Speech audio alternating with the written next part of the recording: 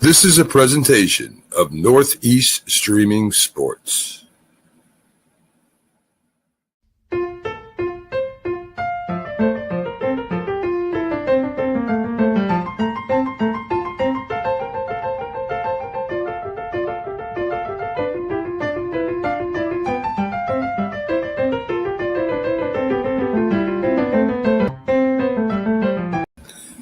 This is a presentation of Northeast Streaming Sports.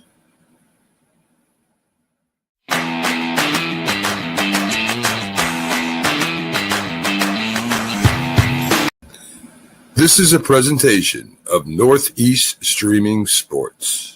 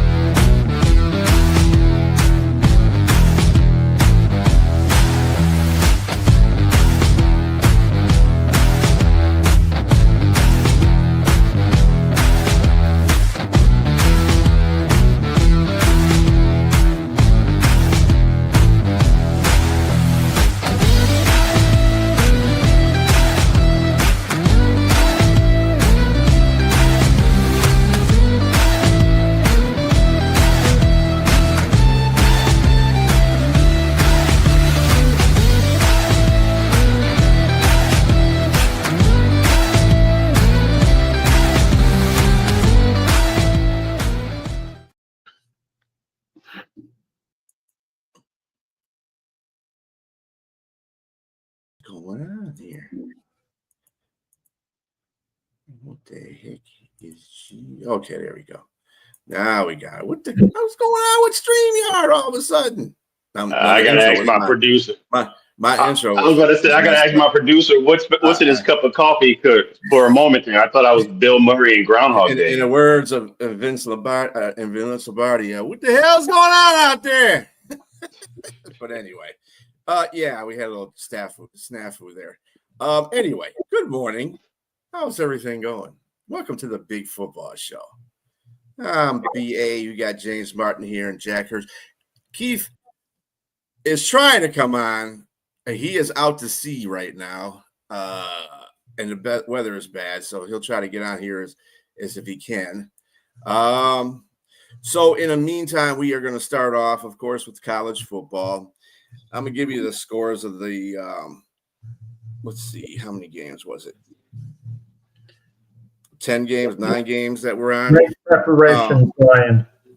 Yeah. we can definitely say it was a great Saturday for football. I mean, it was excellent. A lot of good games. Yeah, that was one part of the technical difficulties.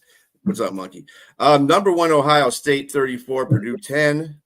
That was to be seen. Indiana had a little problem with Penn State, but they still won 27-24. Texas A&M pretty much routed Missouri to 38-17. Number 4, Alabama, sorry, James, 20, LSU 9. Number 5, Georgia, 41, Mississippi State, 21. Number 6, Ole Miss, 49. The Citadel is nothing. That would be the Marines, by the way. Number 8, Texas Tech, 29. Number 7, BYU, 7. And yeah, they beat the crap out of BYU. Number 9, Oregon, 18. Number 20, Iowa, 16. Number 10, Notre Dame, 49. Sorry, Brian, Navy, 10. And, of course, Texas and Oklahoma were idle. Did anybody watch any of those? I watched like 2 games of this set. I watched the Indiana-Penn State game. I caught a little bit of the Texas A&M game, and I saw the Notre Dame Navy game. I turned that off in the third quarter because that was like overwhelming. I saw North Carolina and Stanford. Yeah, I don't know, something about Bill Belichick, because I'm basically an NFL guy. I mean, by You're far obsessed. over college. Yeah. So You're I always, obsessed. I'm obsessed. Anytime North Carolina's playing, unless there's a major game, otherwise I'm going to watch that game. But I was watching, obviously, some Indiana and Penn State, and Penn State loses, but I don't want Penn State fans to get all happy. Oh, we came so close to beating the powerful Indiana Hoosiers. No moral victories. Consider that Penn State was supposed to be a contender for the national championship at the beginning of the year, and they've had a disastrous season. I don't want to hear how close they came to beating Indiana. It doesn't mean anything, okay? Bottom line is Indiana escaped with a victory. Penn State had an opportunity actually in the last possession, in a minute left to get into field goal range, and they just didn't execute. Okay, so bottom line with that. And getting back, North Carolina beating Stanford, Bill Belichick's really built a solid defense. I mean, when North Carolina was dysfunctional, losing games badly, and we hear the term, well, they're building something, they're going to be better late in the year, they're going to be better next year. We didn't believe it, but I'm kind of believing it. I'm seeing something now. On the defensive side of the ball, they're getting to be pretty good. And if they could generate a little more offense, as they go along, I mean, who knows? I mean, they might be a playoff team. Exactly, Monkey. Jack, I'm gonna have to give you a taste of your own medicine. You're always telling us to talk about the games that matter, and you want to talk about North Carolina, the first game out of the gate. No. He asked what games we watched. Brian, I still would have. Yes, with that said, I still would have kept that quiet. I wouldn't have. I could have told you about Colgate versus Dartmouth, a game like that. Oh, my goodness. I'm glad you didn't. We have to sanitize with Listerine and Colgate because it was just a terrible game, man. I mean, look, you poo-pooed over one of the best games, Indiana versus Penn State, like Monkey just said. That was a great game. That was an excellent game. And you said to not have a moral victory. Yeah, of course you're going to have a moral victory. You don't have your starting quarterback. You don't have your original head coach in there. And you still went up against the second overall team in the nation and pushed them to the brink of losing. I mean, it's an excellent game. And if it wasn't for a toe tap in the end zone, Indiana might be upset. It was a really Indiana. It was a trap game for them. Of course. But it was a great game. I watched, all the way through. It was just an excellent game, man. It was just, and it showed the resolve, obviously, of a team that's built for potential championship in Indiana. I mean, they I like Mendoza, and he's probably, if Keith was here, I would ask him, do you think it's the number one overall pick in the NFL in 2026 in the draft? And I think it possibly might be. He's showing that I've seen a lot of Heisman hopefuls and everything like that, but Fernando Mendoza looks like he might be the one that could push himself in the driver's seat. There's a difference between this crop of college quarterbacks and reality. You could look at Mendoza and perhaps say he's the best, of all of them. But is he good enough to be an impact NFL starter? I mean, that's how you have to look at it. You can't compare him to the other college quarterbacks. But, James, I can understand why you were going off a little at me and why you were upset. And I don't take it personal because I understand your LSU Tigers lost yet another one to Alabama, 20-9. So you're a little dismayed with how their season has gone. So what I just told you has nothing to do with LSU. I already know where we were. We lost 3 in a row with Brian Kelly. He got fired, and we lost 4 now. And I was expecting this. We had a bye. Even through the bye, I knew we weren't going to win this game. And I see we have a really good defense. We held them to 20. Played great in the secondary, but the offense is just buttered enough to where they took the quarterback out, Garrett Nussmeier, and put the transfer from Mississippi State into the Van Buren. And so it's what it is. But what I told you has nothing to do with what LSU did or did not do. It has everything to do with you, sir. Jack is going to drag that in there. He's going to try to drag it in there. The team I'm a fan of. I'm not a fan of any particular college team to the point I am like the Yankees in baseball and the Jets in the NFL. But if I had to pick one college team I'm a fan of, it's Rutgers. And they did win yesterday. They beat Maryland for what it's worth. but that slips under the radar, deservedly so. You think? Yeah. Well, I watched. Let me tell you something. And people can say about Navy that they had scored 10 points, and because Horvath wasn't in there, I'm sorry, it doesn't make a difference what quarterback was in there. Notre Dame was rocking. Now they had a difficult first half. They started off really slow. Navy did that Woodson guy. He's a pretty good quarterback, but he reminds me kind of like a Lamar Jackson type of guy. He runs a lot early in Lamar's career when he ran a lot and didn't pass as much. That's kind of what Woodson reminds me of. But he fits in well with what Navy does as an offense. But Notre Dame looked really good. They really did. And they needed a game like this. Something about Notre Dame. I don't want to say they seem a little soft this year. They lost a couple of games, but basically they've been getting the job done, and they look like they're headed towards a playoff berth.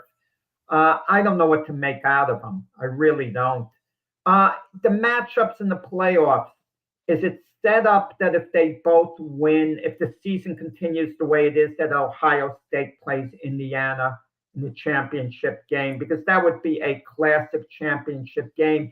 And was yesterday a red flag to tell us that maybe Indiana isn't quite as good as we thought they were, considering that Penn State pushed them to the brink, and Ohio State continues to dominate?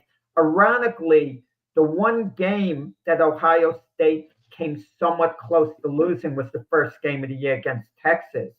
I mean, since then, they've seemed pretty dominant. No. I'm not going to say that, because I just think this is why you play games to win. And they got pushed. Obviously, it went back and forth, and Penn State took the lead at the end. And they came back and scored a touchdown with a few seconds left. And that just shows resolve to me. And that shows the making of a championship team. When you're in a situation that you're not used to being in, can you come out of that? And they just showed that. And Penn State, regardless of their firing of James Franklin, and losing the starting quarterback for the season, they still were up there. Regardless of the record, Penn State is still a viable team, and that could potentially upset any team like Indiana. And they just showed that they were able to overcome that. So I doubt it. Everyone's talking about Indiana's late touchdown, the great catch, within the last minute.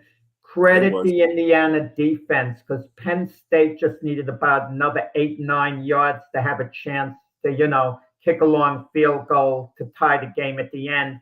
And their defense came up big at the end. Absolutely. But there was one catch that the receiver from Penn State, the ball seemed to have gotten delivered there towards the end with about 20 seconds.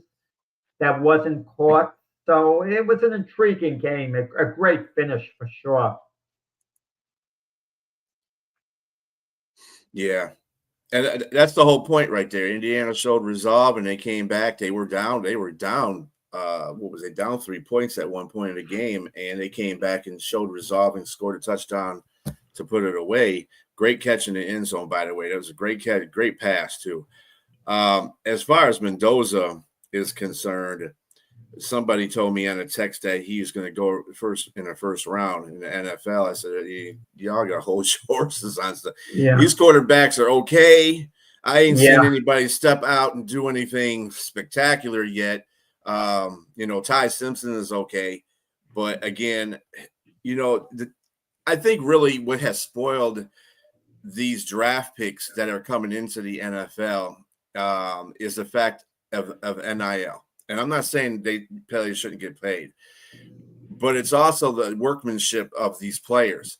A lot of them, they got some talent, they get paid, and that's what they do. That's how they go about their business. They're not. It's not like the college players of old where they're really trying to earn their medal to get into the professional phase of their life. And so then you have like product that is kind of meh, you know what I'm saying? And somebody suggested that they should have just like a free agency from the NFL from college instead of a draft. It's kind of like a free agent. So whoever wants to grab whoever, that was a suggestion. I'm not saying I said it. I'm just saying it was a suggestion I heard. I was looking at the rosters of the NFL teams with the quarterbacks, and there have been 5 quarterbacks who've had second acts, who I mean lost their starting jobs, and now they're the franchise quarterback of another team. And the number could go up to perhaps 7. So they're like second acts involved. I mean, you look at guys like Baker Mayfield. He lost the starting job at Carolina. Same thing with Sam Darnold. He lost it with the Jets, Carolina. Geno Smith. We have a couple of more. Daniel Jones. He's the franchise quarterback now. So, there are second acts there. But like we said a moment ago, don't draft someone just because they're the best available college player right now. You have to look how it translates into how they're going to perform in the NFL. But these GMs, they don't get it. A lot of them don't. So many mistakes are made. The biggest one is drafting according to need. So they bypass a much better player for position and draft according to need. The only time you draft according to need is if you're absolutely stacked in that position. Let's say somehow the number 1 pick falls into the Buffalo Bills' lap and you have a great college quarterback. Well, you don't draft them. You got Josh Allen, for example. That would be the only exception. I would have to give you, and I'm going to even say our counterpart who's not here right now, I know you tried to come in, Keith, a big dose of humble pie, because you guys said the same thing in the draft last year when Jaden Daniels and Caleb Williams, or not last year, was it last year? Yes, last year, because it's the second year. And Drake May probably should be drafted. He believes that you should never draft a quarterback number 1 or in the first round overall, but yet he's loving the success. Well, that was Mac who thought you could wait until the 6th round to get your franchise quarterback. Well, in the 6th, but also Keith. It's ludicrous, by the way. But Keith, that is ludicrous. Yeah, Keith doesn't believe you because he said he goes by the numbers. He doesn't believe that you should draft a quarterback in the first round. But yet, if he wouldn't have Drake May, if somebody else took him, I don't think he believed that. I don't think so. You got to ask him. Yes, he does. Okay. Yes, I know he's not here to defend himself, but I'm just telling the facts. I don't think he felt that way. I really don't. I'm just telling you. I have a good memory. I know that he said with him on the show. Okay. Yes, this is what he says. He says that the numbers show that, which is true. It's true. I mean, I'm not going to disagree with numbers. If it shows facts, that's what it is. But at the same time, you have anomalies. I mean, I think that year with all those quarterbacks was an anomaly. It's very good quarterbacks, and I think they're going to still have success, even though some of them might be having sophomore years. But again, Drake May is having a great year right now. He's having a really, really good year. And so you really can't say, I mean, I guess you guys, I get it. Next year's crop of quarterbacks that are going to be drafted next year, it's probably not as good as that crop. Probably should be late first round, early second round, third round, some of those guys. But I think Mendoza, I'm giving Mendoza a little bit of a pass here. I've watched him play. I think he's a little bit better than most of the quarterbacks there, and I think he's probably going to be deserving of first round. And then, with that said, GMs are going to take the quarterbacks who they need anyway. First round, yes. Between both our teams, my Jets, your Saints, there's a good chance one of them is going to go number 1 in the draft, a reasonable chance, and they both, in reality, need a quarterback. Is it worth the first overall pick to pick Mendoza? First round, the Jets have another pick that's probably going to be in the 20s. Yeah, you take a fly on them then. You take a chance. But the first overall pick in the draft, if you can get a true impact play in another position, and take a quarterback, which, is just the best of the college quarterbacks, but doesn't have the biggest impact, I question that. I guess it would be a fair question to ask you. Who's other than a quarterback? What other guy would you take overall, and that excites you about this year? Yes, exactly. I haven't seen anybody that look like they're just like dominant in any other position in college football. So besides the Ohio State wide receiver. What's his name? And who can't come out next year? Yeah, He's got one more year. He would be the only player I would say I would take number one overall. You're right, B. Wide receiver 2 years ago, Marvin Harrison, Ohio State wide receiver. He went number 4 overall, but some people projected him to go number 1. I told you. Okay. Early huge gamble. I mean. But he's fair what he's saying. He goes off the numbers. Wait. He might be talking about this year's crop of quarterbacks, not in. He means overall. Keith has always said I listened to a guy. He meant anytime because he said the numbers don't match, and I'm with him on that. If the numbers are there, I have to agree with that. But like I said, there's always an anomaly. Yes, there's always an anomaly. Well, look at the quarterbacks who've been picked number 1 overall, and it backs up what you say to an extent. Baker Mayfield, but he was okay with Cleveland, nothing special 4 years, but they moved on. Jameis Winston, he wasn't worth the first overall pick. Trevor Lawrence, the jury is still out. But Cam Newton was. Cam Newton was. Jared Goff, I guess he took the Rams to a Super Bowl. He's certainly worth it with the Lions. He's been a viable number 1 pick. John Elway, legendary. Peyton Manning, legendary. But who are the guys who didn't quite cut it at number 1? So far, right now, Sonny's going to hate me, but I'm going to have to say Bryce Young.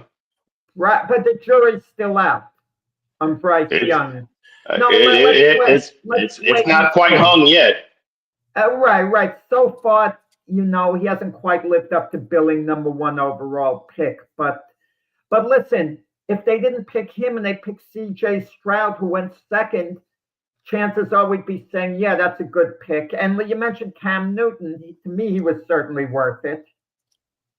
I think the thing about the draft is GMs draft based on college, how well they do in college, not necessarily if they fit their team. See, this is another thing that's a problem with GMs.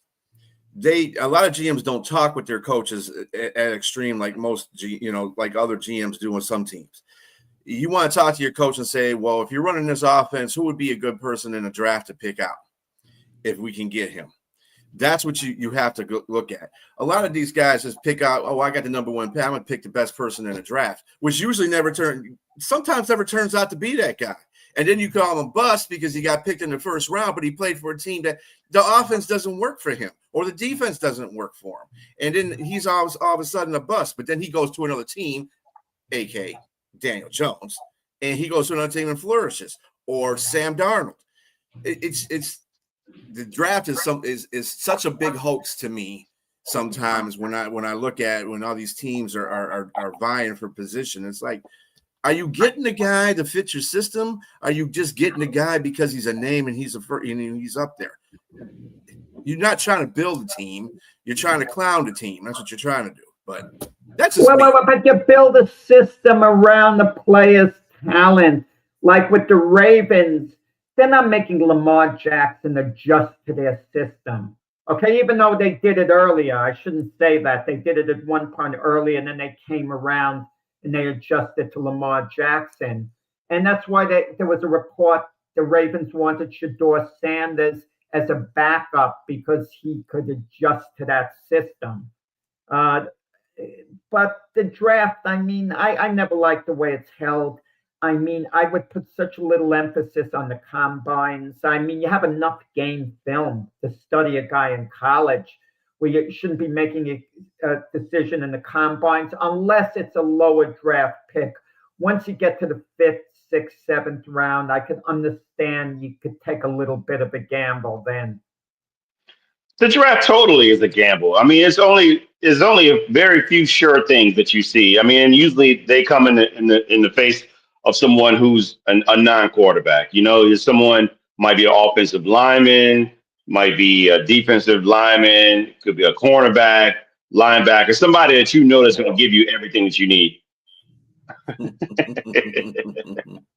It's in comment. I see the comments, Richard, that Keith made. Keith has to talk as far as backing this or that up. So if that's true, Keith would have bypassed on guys like John Elway and Peyton Manning. Those guys didn't go number one. He could get a quarterback late in the draft. Okay. He's just saying those are the anomalies. That's what he's saying. Those guys Well, you don't know the anomalies till late on, for sure. Okay? I mean, come on. But the numbers is what he's saying. The numbers don't show. They show that there's no evidence to suggest that you should draft a quarterback in the first round. More or less, you probably should draft him later. But teams aren't going to do that. Let me ask you this: if the Saints were going number one, you're talking so highly of Mendoza, it could be different. You drafted a quarterback, Tyler Shuck, number 40 overall last year. You had Spencer Rattler, who I guess, I don't want to say they've given up on, but they've half given up on him. Let's face it, as far as being a future starter, he's not going to be the answer. Once you bench a guy who's been given a full opportunity, you don't plan to go back to him in reality. So do you draft Mendoza with the first overall pick? Well, it depends. I mean, Tyler Shuck, this is his second start. You really have to see what he does. And that's part of the reason why Spencer Rattler is on the bench, because you got to see what you got in the 40th overall. And if he can play, and it's gonna be a tough sledding, because he has maybe one starting from the beginning of the season, one starting offensive lineman. The rest are either hurt or traded away, and so it's gonna be hard for him. And so if let's just say he goes 1-7, just like Spencer Rattler, not a good situation for him. And I think I probably would take a pick on a quarterback in Mendoza. Spencer Rattler is on the bench because he hasn't been playing well, not because they want to see what Tyler Shuck has. It's a combination of both. He didn't play well the last two games. He played very well. But only one victory came from it. And then you can't only blame that on Spencer Rattler, but his numbers suggest that he wasn't part of the problem. He just wasn't part of the solution. He was there to keep them steady, but he didn't do anything off of his back. I mean, it wasn't like a Drew Brees situation where you just elevated a whole team and just lifted them and got victories that you probably shouldn't have won. So that wasn't the situation with Spencer Rattler. With Tyler Shuck, I'll be honest with you, there's a reason that he didn't get the initial start. I think he's going to be okay, but he's not going to be the guy to suggest that you putting this team on your back and we're going to go ahead and get some victories that you probably shouldn't win either. And so I would say they do try another quarterback, and you just chuck up a second round and maybe you're backup, and you probably trade Spencer Rattler away when you get the opportunity. I mean, you also got to look at the drafts. The drafts are kind of like the football has developed or evolutionized over the course of the years. Draft back when John Elway got drafted is a different draft than it is now. Players weren't getting paid then, and it was a much tougher league. So you have that aspect. It's just two different types of drafts, just like there was two different types of brands of football being played in the NFL. So, I mean, that's another thing too. But anyway, let's get away from college. Like I said, those I gave you the scores of the top 12 there. I think, basically everybody did a good job except for BYU. I think BYU is over with now.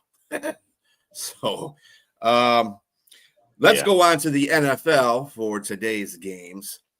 We have a NFL International Series in Berlin, Germany, between the Atlanta Falcons and the Indianapolis Colts. Colts are favored by 6.5, but let me tell you something. This is going to be an interesting game for both teams. Colts are coming off a really bad loss to the Pittsburgh Steelers. They're not coming home. They're going to Berlin. And Atlanta played New England pretty tough, but they still lost. They still got the L at the end of the day.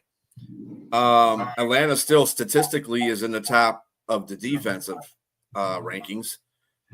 And can Indianapolis bounce back in this game? they're playing the Atlanta Falcons. What do you mean, can they bounce back? They're not playing the Eagles or whatever, but they're playing the Atlanta Falcons. They were playing the Pittsburgh Steelers, bounce too. back Pittsburgh against Steelers ain't a what? good team. The Falcon defense has been good this year. Jonathan Taylor didn't have one of his better games last week. He's had a phenomenal season otherwise. Yeah, well, Jonathan Taylor's going to bounce back, even though the Falcons have a really good defense. And Raheem Morris has already said that they're going to be king on Jonathan Taylor. If they do, it's going to leave other, players open there, But, and there's a certain energy the Colts have with this Sauce Gardner trade. It signifies they're all in. They're going for the Super Bowl. It sends a message to the team. So I like that kind of energy level there. And yeah, I mean, the Colts should beat the Falcons. The Falcons aren't pushovers. They're erratic.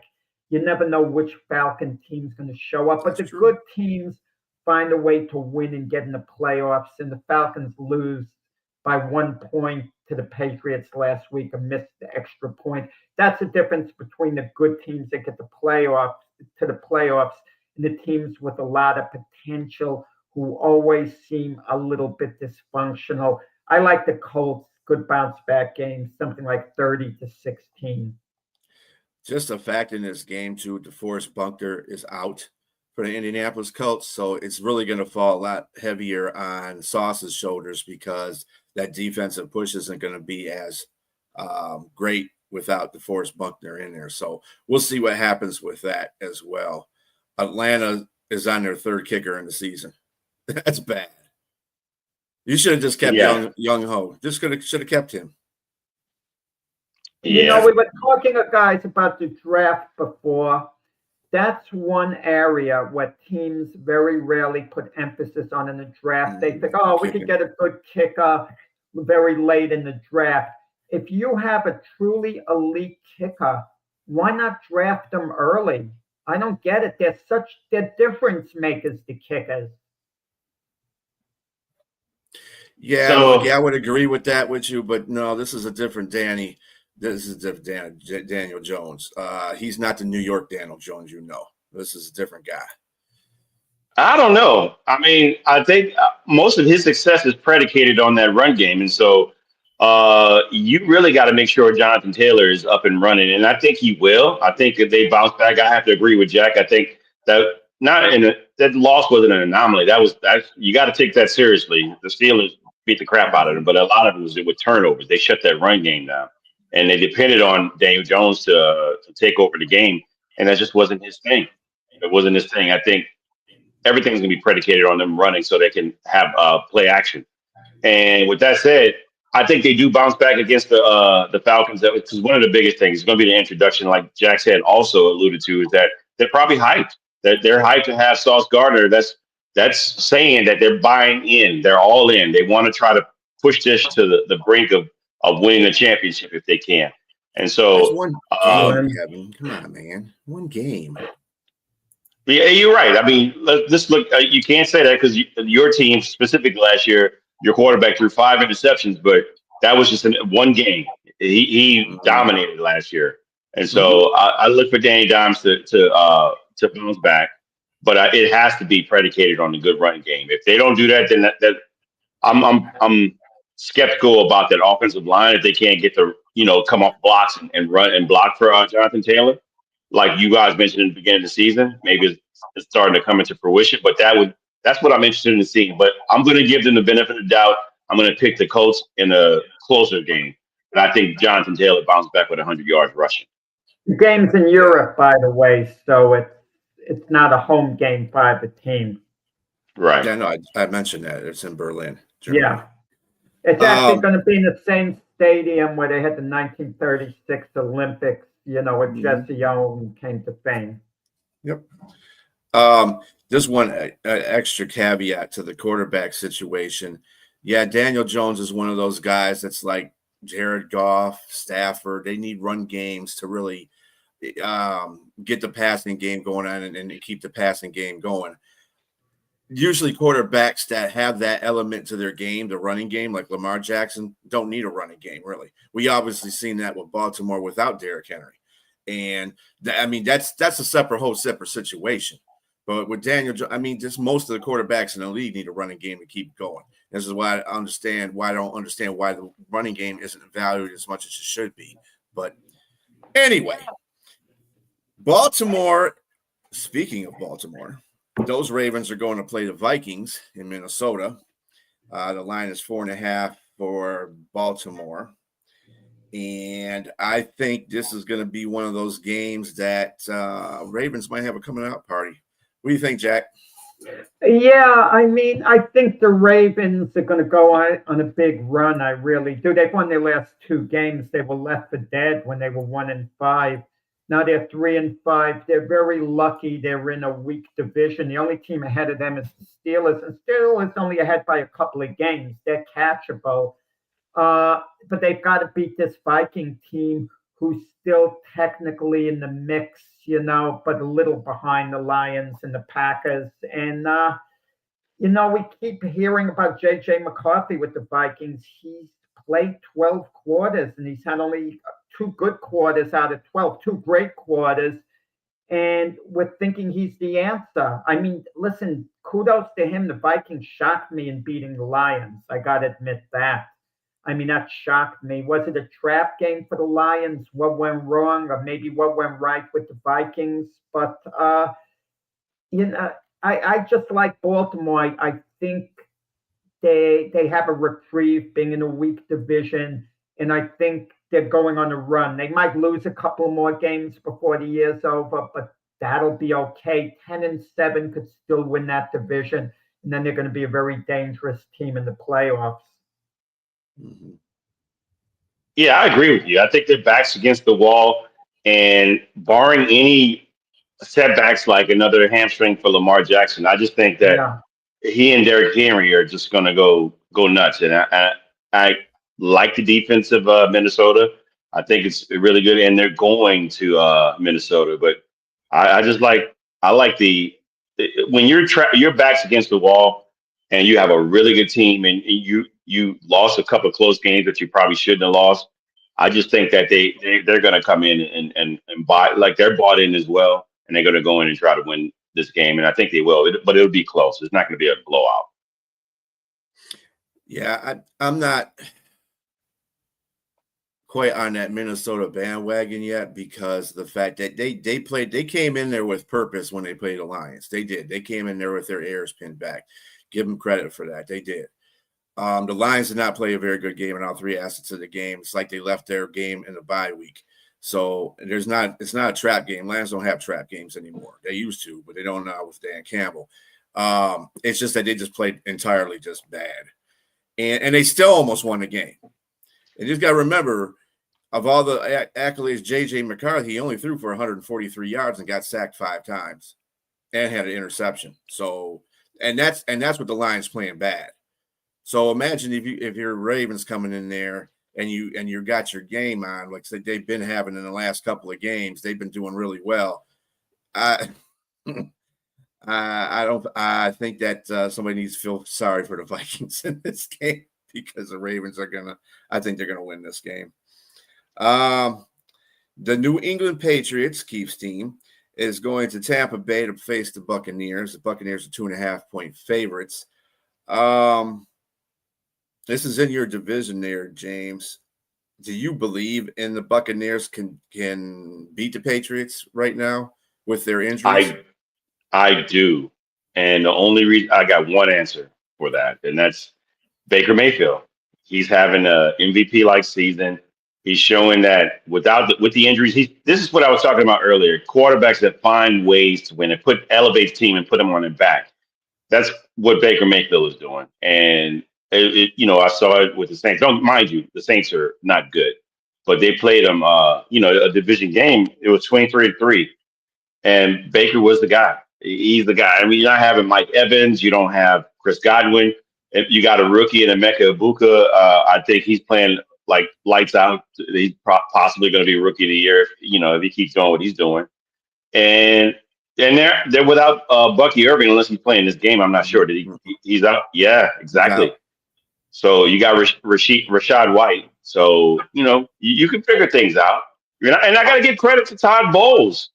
I didn't think he was a good head coach at one point, and I totally off. I was wrong about that because they are doing well, and I think that the Patriots, as good as they are, and as good as Mike Vrabel is, they're going to have a hard time going down there and playing against this team and stopping Baker. I think he just find a way to win. Because again, I'm not taking anything away from the Patriots. They are a real deal team right now. Mm-hmm. But I just think that Baker will find a way to win. Yeah, the Buccaneers should win the game, but I'm concerned with the injuries on the offensive side of the ball. From what I understand, even Baker Mayfield's hurting a bit, but he plays through it. And we just mentioned how their running game is affected. And Chris Godwin, I'm not sure whether he's going to be playing or not. He's out too. Yeah, he's out too. But defensively, they seem to be pretty healthy for the most part. And the New England offensive line has had a very hard time protecting Drake May, and the Buccaneer defense is more ferocious than most. And I just don't see Drake May under the type of pressure he's going to be under, being able to make a lot of big plays. So I think going to Tampa, I think the Buccaneers win by a couple of touchdowns. The Patriots have won 6 in a row. They clearly overachieved. They're not as good as made out to be. And Buccaneers win this game. I don't know about that. They do look. I mean, they overachieve, but they've overachieved. That's what I mean. They have. You're not going to tell me they're as good as their record is, unless you tell me any team is what their record is. Okay, so you're telling me that Bills win wasn't like a nice stable win? Okay, that was a big win, but they're not going to beat the Bills when they play them in New England.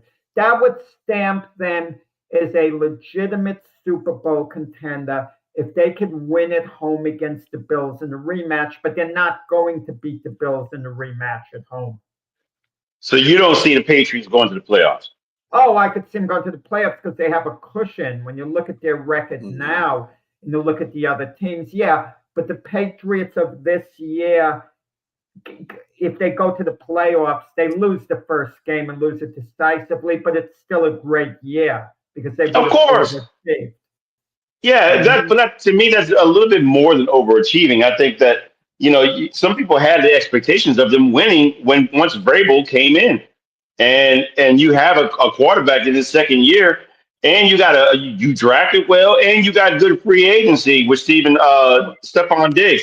So you got to expect something a little sooner than later. What they're doing this year, I expected them to do next year. I thought this year would be basically a rebuild. They weren't going to be that. I thought they'd be more like a 6-11 team as opposed to what they have. So I guess you and I are on different pages. I really thought they were going to be a little more successful than that. Mm-hmm. Right, but I didn't think but I thought next year they would be a playoff caliber team. They'd be basically what they were this year. And 2 years down the line, Super Bowl contenders. So they're a year ahead of schedule. But sometimes there's a danger with any team, not just the Patriots. And we see it with the Commanders. You overachieve your first year, do much better than people thought you would do. Then they expect more the next year. Like with the Commanders, had they not gone to the NFC Championship game last year, and all the Commanders, if they were 8-9 last year, fans would have been content. So that's what makes this year so bad for a team like the Commanders. And I wonder would the Patriots have the same fate, but I don't think so because I think Vrabel is too good of a coach to let it happen. So I'm looking at your shirt, and I see obviously it just reminded me you're a Jets fan. What division are the Jets in? Or the East. And the Patriots too? Yeah, exactly. Okay. And I thought the Jets would be something like a 7-10 team this year. They're much worse than that. But when you predict your team's going to go 7-10, you don't have great illusions, okay, at all. I mean, I wasn't thinking that the Jets are going to be a playoff team, even have a winning record this year. And what I thought was going to happen with the Jets, they'd be about 7-10 this year. Aaron Glenn would actually get them to the playoffs next year, where they'd probably go 9-8, 10-7, get blown out in their first game, And then in the third year on the Aaron Glenn, they revert back to a losing record.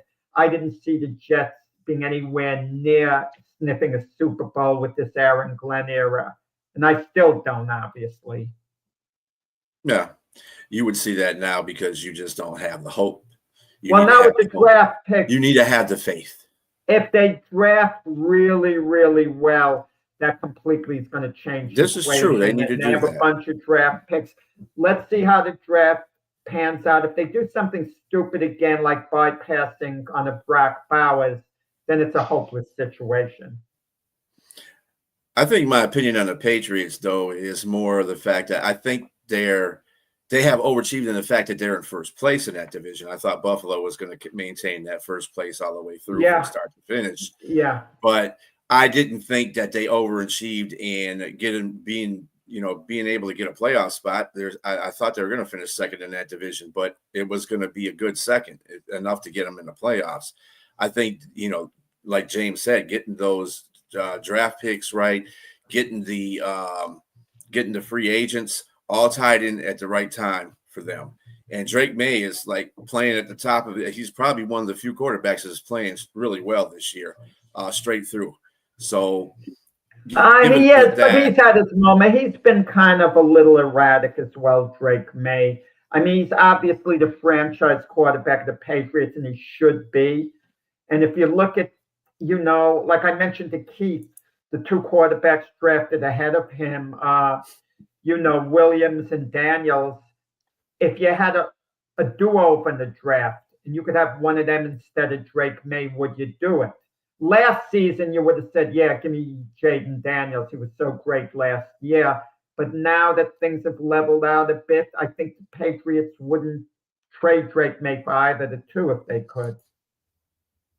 Yeah, I was kind of with you on this one too, Monkey. I thought they were going to split. But I didn't see the Patriots being Buffalo. On the show and put him on there on the screen because every time I make the comment, a response. So we could share, I could share the ball with him because he has good insights. Yeah. All right. So I also have Tampa Bay winning that game. If it was in New England, I'd probably have New England winning that game. That's how close I think this game is going to be. Jacksonville is going to the Houston Texans. Houston's got the best defense in the league. Okay. Their offense ain't too great, but their defense is pretty good. Who you got there, Jack? I don't know. Bring up one of the comments and they can make the pick for me because that's a real toss-up game. You could flip the coin. I mean, Jacksonville has Jacoby Myers. They got a receiver to help, Trevor Lawrence, which is big. Don't get me wrong. That's big. Other teams could have used Jacoby Myers. So, but I'm going to go with the Texans. I always have faith in D'Amico Ryans. I have faith in that defense, but CJ Stroud is out. So, Davis Mills, whatever, he's he has a 5-19 record in past starts. He's played well at times. That doesn't say much for 5-19 record, does it? But but Jacksonville's dysfunctional. We know that. There's something about them. They're dysfunctional. They're a team that you think is never going to reach their potential ever. I mean, that's the feeling you get with them. So I'm going to go with the the Texans in a squeaker. A fairly low scoring game, like 17-16. Okay. They're playing in Houston for what it's worth, but I don't know how much it'll help, but I'll go with them. So he's got the Pats and the Texans, so okay. Yeah. I like the Texans, but I don't like Davis Mills. And I agree with you, Jack, that the Jacksonville Jaguars are dysfunctional. And I think most of it is predicated on the inconsistent play of Trevor Lawrence, their number one overall draft pick. And, one of those things we were just talking about. He wasn't he number one overall? Yeah. So with that said, I still like the Jags. I like Liam Cohen. And I like it. The reason why I picked them is there's two reasons: Davis Mills and Jacoby Myers. So Jacoby Myers is excited to be outside of Las Vegas. I think he's gonna. I'm gonna make a bold statement and say that he gets 100 yards plus and 2 touchdowns, and that's going to help propel the Jacksonville Jaguars in Houston, Texas for a victory. I just think that they as good as that defense is within the Texans, I think there's still opportunity for Jacksonville to still surpass them. They're great, but they're not impenetrable. I think they can beat them. Trevor Lawrence is an enigma. If you're Jacksonville, the first overall pick in the draft, he's been there a few seasons. He's too good to move on from, but what do you do with him? He's clearly not getting it done the way, you thought he would. And how much time do you give a guy? But if you're Jacksonville, in reality, what's your alternative? You're not going to trade him and get a guy like Tua or Kyler Murray. You're not really upgrading. I mean, at least Trevor Lawrence is somewhat solid, somewhat. But, but he hasn't shown that upside you thought he was going to show. And and all that talk about him being a generational, quarterback, it just want a very good quarterback at this point going forward. And what does he really give? I like to compare. He's like the student in school who's constantly getting B's, B, B, B, B. You look at his transcript. Yeah, he's okay, but I don't know. At some point, you wonder, is Jacksonville going to make a bold move? But what bold move can you make to get someone to play quarterback beside him? He's potentially that student that's constantly getting B's because he's almost on his way to being a bust. B for bust. I mean, when I say bust, meaning you were drafted number 1 overall. What have we received in return from that investment? One playoff game. But he's better. He's better. But listen, James, he's better than Jameis Winston, who was the number 1 overall pick. He's better. Jameis Winston was a radish, okay? But Trevor Lawrence, I mean, he's solid then, and sometimes when he shows up, he's really, really good. So I just don't know what to make out of him. But at some point, if you're Jacksonville and you're really in position to get another quarterback, maybe you make a move. Listen, maybe Arizona, for example, would be thrilled and they'll give you a number 1 pick and Kyler Murray in exchange. I think Kyler Murray might be let go. He might be a free agent. But would you be better off with Kyler Murray at Jacksonville than you would with Trevor Lawrence? You might be. I'm not sure. I'm not sure. Might help the running game a little bit, but yeah, you're not sure either. But none of us are willing. They need a solid quarterback. I just don't think that Trevor Lawrence is a solid quarterback. I think he's a 50% quarterback. But like Jack said he's an enigma. That's the thing. I agree with that. If I'm the Jets, for example, and I can get him to be my quarterback, I would want him to be my quarterback over Justin Fields. But I'm not sure, after 1 year, I might feel, this isn't quite working out. Yeah, I just don't buy Jacksonville as a team right now. I mean, they've had some pretty impressive wins. The wins that they had a couple of good wins. The one against San Francisco stands out. Yeah. San Francisco, that was a good win. They beat Kansas City. Yeah. I mean, those are enigmas of games of the games that they played. Yeah. It's just that neither of those teams are really defensive minded. Where Houston is going to put that defense on, because the defense is going to have to win the have to win the games now, because obviously their offense is not producing. And they damn near beat Denver. If it wasn't for Bo Nix acting like he was John Elway back there for a couple of drives, and I just don't think that Jacksonville can put up with that defense. I just don't. I mean, that 100 yards, man, James, that's asking a lot. because they do have good corners, and those defensive ends are bringing pressure, and they played outstanding defense. I can't say they haven't played good. Yeah, you could score on them, but look at the scores that they've had. Broncos only won by 3 points, and that was under 20. That's why I made it a bold statement, brother. No, I got you. Yeah, and yes, you're right. He has been there for 3 years, for 5 Yeah, years. I mean, to sum it up on Trevor Lawrence, if I'm Jacksonville, I'll continue to ride him, okay? Because he's not bad. I mean, he doesn't hurt the team. He isn't a liability in any way, but I continue to ride him. I mean, what alternative do I have if I'm Jacksonville in reality? So I make the best out of it. And he might yet there's room for improvement there. He might yet turn out to be a really good quarterback. That's the thing. He's been there for 5 years. If he hasn't gotten it right so far. I said that about Daniel Jones was there for 5 years. Trevor Lawrence. But Daniel Jones went but to a different he team. left, right? It might take Trevor Lawrence going to another team, right? So I don't know. We can argue this till the cows come home. All right, Monkey. All right, so now we have the Cleveland Browns going to Jack's New York Jets. Cleveland Browns are favored by 2.5. Probably for a really good reason.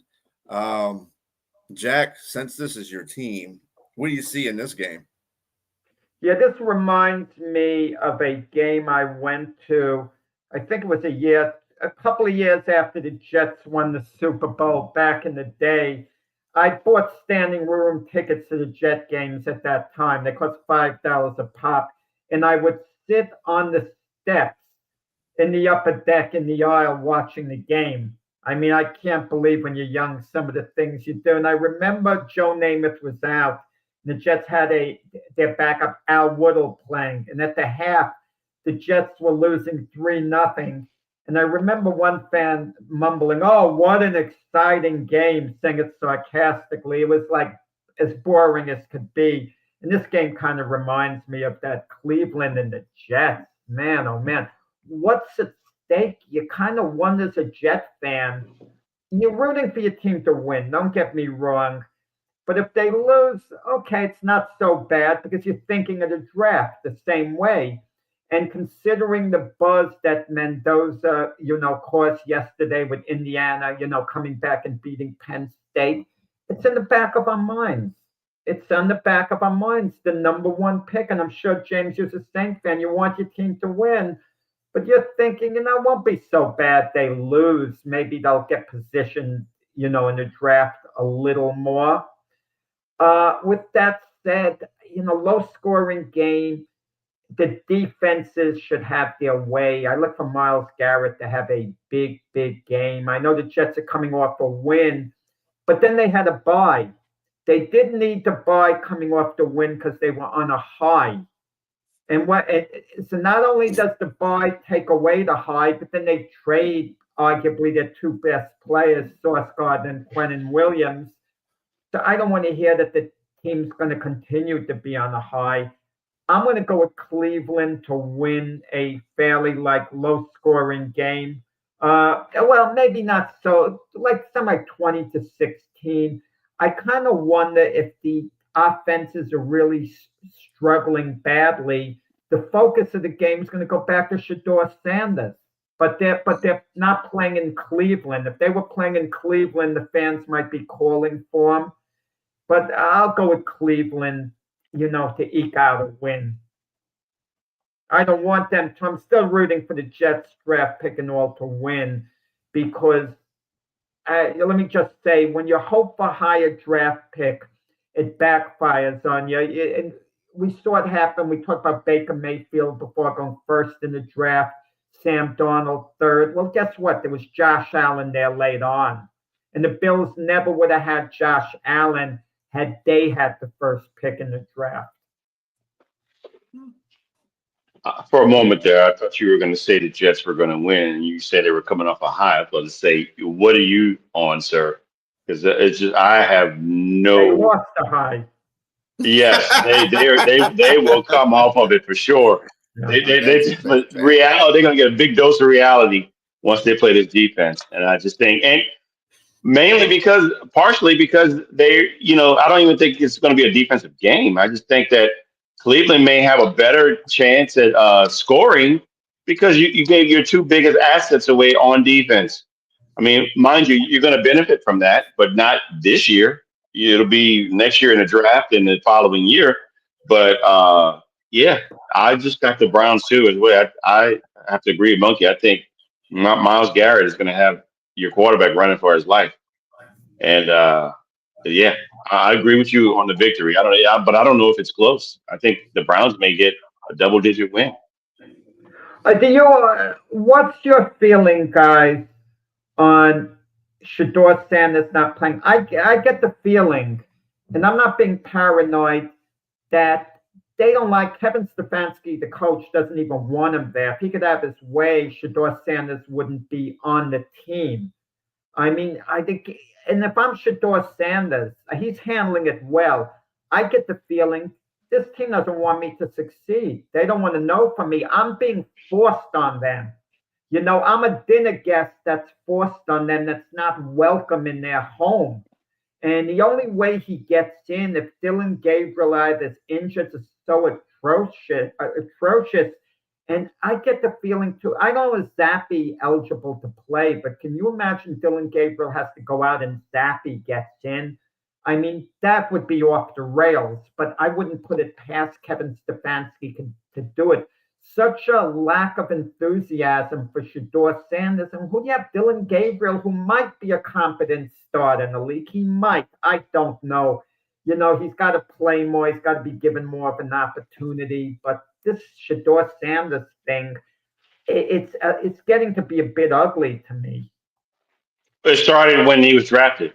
You saw the faces of both the Stefanski and the GM as if you knew right there. I mean, Pictures are worth 1,000 words. Well, that picture was worth 1,000,000 because it showed that they didn't want that guy at all. And it clearly told me that the owner made that draft pick, even though he came out later and said it had nothing to do with him. Why would you even come out and say that? That makes you look even more guilty.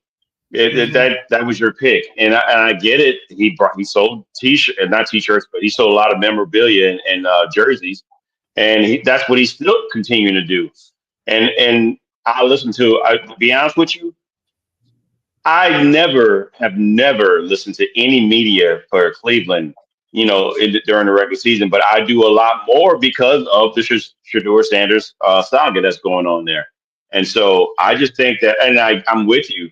I'm tired of it as well, but you're intrigued, you're drawn in because they're making it a situation where it's obvious that at some point maybe this kid should play. Maybe you should try him, but they're not going to do that. As if anything, I'm surprised they didn't trade him away. But that would make it look obvious that Stefanski didn't want him there in the first place. Owners are entitled to get involved. I don't go for this stuff that owners shouldn't get involved. It's the fifth round already of the draft, and Shedeur Sanders is still there. The owner did a good job getting involved at that point. He allowed them to do their thing, not draft Shedeur Sanders, and now it's to the point it's ridiculous. What do we have to lose in the fifth round? I was all for him forcing that, on the coach and the GM. And I'm going to tell you, if he goes elsewhere and succeeds, that's a fireable offense with the coach and the GM at that point. Yeah, I think this is Stefanski's last year in Cleveland anyway. Just the fact that it's awkward in the first place that he's playing Gabriel and he's got Shedeur on there.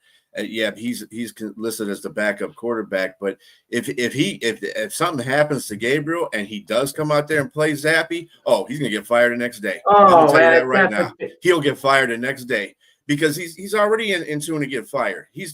They're not on the same page. The owner wanted that. He just came out and said he wanted Shedeur Sanders to sell extra T-shirts and cups, whatever the case may be. Well, Jimmy Haslett was right, the owner. He said he wants to see all the young quarterbacks play because they got to know what they're going to do with the draft. He wants to know for sure. So you play Shador 2-3 games, and if he's horrible, you got to draft the quarterback unless Dylan Gabriel somehow is great. If Dylan Gabriel comes out today and he plays great, ride him into next week. Ride him the rest of the year if he could keep playing well. And Sanders is on the bench. I mean, if that's the case. But owners entitled to get involved as long as they let their GM and coach do the job. The owners can't get involved. They can't come to the sideline during a game and question a coach whether he should go for it, whether he shouldn't. The owner's got to be in the box during the game. Or if he is on the sideline, just be there to encourage the players. Nothing more than that. Okay, that's understood. Well, he can question whether what players are in there though, because he's the one that's paying for those players, not the coach. Now he paid. But that's what I'm saying. But you cannot. Before early in the show, he said, "Well, it depends where you draft, how the coach is going to use, and the coach this, the coach that."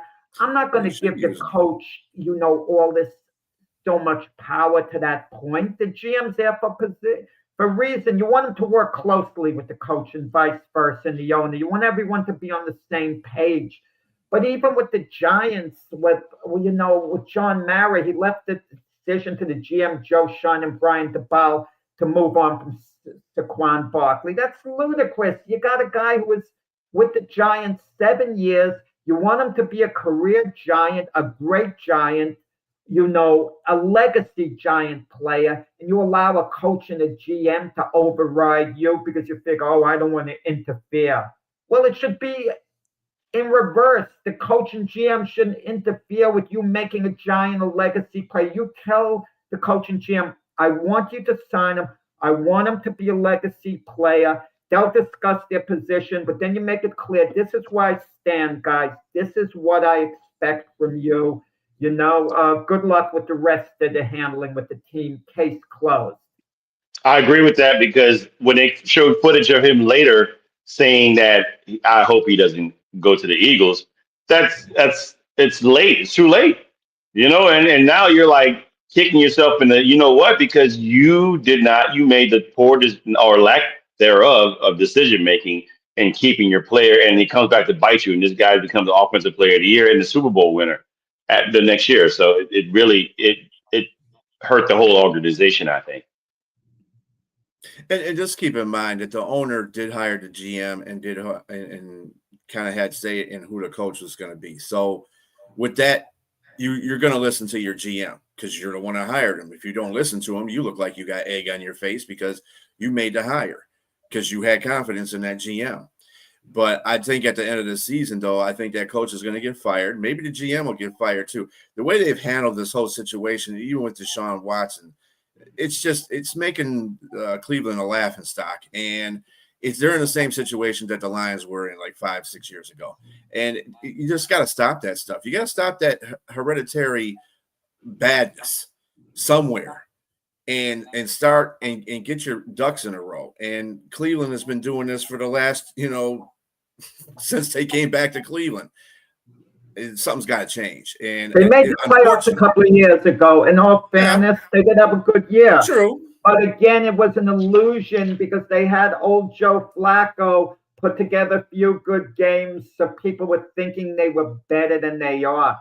These quick fixes, I don't want to say that they're easy, but they do take place over a period of a few games, and people kind of get fooled, on certain things. But with Cleveland, I don't know what to make out of them. I mean, the NFL is strange. A team could turn it around in 1 year. They could be bad 1 year, good the next. And, you never know. But something seems a little dysfunctional going on at Cleveland right now. But we'll see what happens today, how the game unfolds. Please, the dysfunction is rubbing off on us. Let's leave them alone. Please, let's move to the next game. Well, I want to make when the comments come up, I want to emphasize the remarks made too. We got to leave time for that. Yes. The New Orleans Saints, James's team, is going to play the Carolina Panthers. In Carolina, Panthers are favored by 5.5. James, what do you got on that one? Oh boy. Where do I start? Look, New Orleans traded away Rashid Shaheed, and they traded away Trevor Penning. So they're in a situation where they're saying we just got to recoup some of our draft picks that we traded away and try for next year because they're not in a situation where they're playing for anything but pride and or maybe for the first round, first overall draft pick. So I mean, you got Tyler Shuck in there. You only have one starting offensive lineman, as I mentioned earlier, from the beginning of the season. That's going to be starting in this game. It's going to be tough sledding for Tyler Shuck, I think, and for our run game. Alvin Kamara hasn't been playing great. You traded earlier in the season for Devon Bailey out of the Denver Broncos for a fourth round draft pick that we gave away. So it looks like we got that back by trading away Rashid Shaheed. And maybe that we can give Bailey a few more snaps so he can expound upon his 5 catches, 39 yards, and 1 touchdown that he has this season. So it doesn't look good, man. I mean, the Saints, they probably should live through their name. You know, New Orleans has about 36% Catholicism. They probably just say a few Hail Marys, and maybe they got a little voodoo there, throwing a little hex as well to try to get a win here. I just don't think it's going to happen because I think the biggest thing the Saints need to do is stop Rico Dowdle. Rico Dowdle, as of late, has been the engine again, just like Jonathan Taylor has been for Indianapolis. Rico Dowdle has been that for Carolina. And if we can stop him, we're giving up 4.0 yards per carry, which is 12th in the league. But we've also given up 1,100 yards rushing, about 129 a clip. That's a lot. And so I just don't think it's going to happen. I'm not afraid of Bryce Young. I don't think he's the answer right now. He's not doing well at all. But if they can run the ball, they have a great opportunity to win the game. And I got the Carolina Panthers covering there. I think it's 5.5 or something like that. Mm-hmm. Yeah, I got them covering. Well, we don't do point spreads and all, just the winners and losers here.